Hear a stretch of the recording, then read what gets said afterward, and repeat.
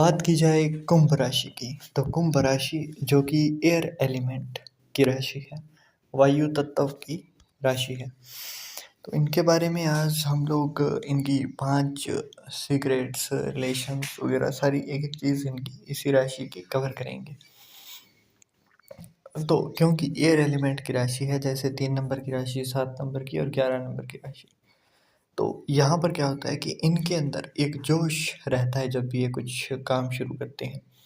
But with time, जैसे जैसे time जाता रहता है, वैसे वैसे ही इनकी ये जो जोश की चीज़ है वो ठंडी होती रहती है। दूसरा, इनको आप वाणी में दबा नहीं पाते हो, वाणी से जुड़े हुए काम में, कम्युनिकेशन में। इनके अंदर बचपन से ही ज़िद आपको देखने को मिलेगी। और इनका नेचर, क्योंकि शनिदेव इनकी राशि के गुरु लॉर्ड हैं, तो इसकी वजह से क्या होगा कि यहाँ पर इनका जो नेचर है वो ऐसा देखने को मिलेगा जो लोग मतलब किसी के कहने से अपनी लाइफ में बहुत बड़े चेंजेस नहीं लाते हैं, किसी के कहने से अपनी लाइफ को नहीं जीते हैं। तो ऐसी लाइफ इनकी देखने को मिलेगी आपको।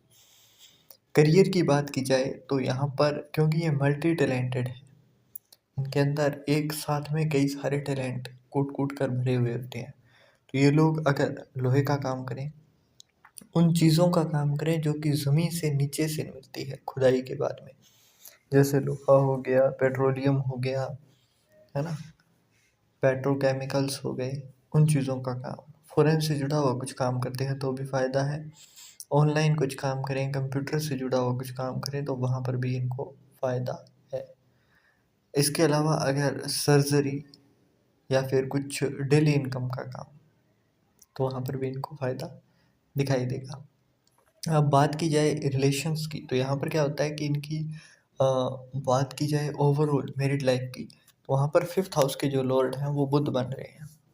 तो मतलब थोड़ी चंचलता और थोड़ी बचपने से इनके अंदर हालात दिखाई देंगे। शनि और बुध दोनों की अंडरस्टैंडिंग अच्छी होती है, दोनों मतलब एक दूसरे के फ्रेंडली प्लैनेट हैं। तो उसकी वजह से क्या होता है कि थोड़े बहुत उतार चढ़ाव, अंडरस्टैंडिंग ना मिल पाना उसकी वजह से दिखाई देते हैं, परंतु बहुत ज़्यादा नहीं होते हैं। 30 के बाद में यहाँ पर चेंजेस आपको लाइफ के अंदर इनके बहुत अच्छे दिखाई देते हैं। एक लाइफ जो होती है ना, मतलब बिल्कुल ही ग्राफ स्लो चल रहा था, देन एकदम से कुछ अप्स आ जाना, वो चीज़ यहाँ पर दिखाई देगी।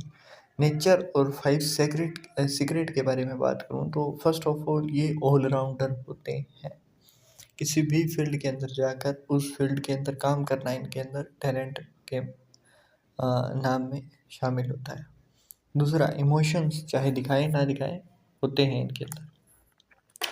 अंदर से इनको घबराहट ज़रूर फील होती है, मतलब अगर बाहर से ही दिखा रहे हैं कि बिना कोई घबराहट के ये कुछ काम कर रहे हैं, तो जहाँ पर भी रिस्क लेंगे अंदर से घबराहट जो है इनको वो फील होती रहेगी बार बार।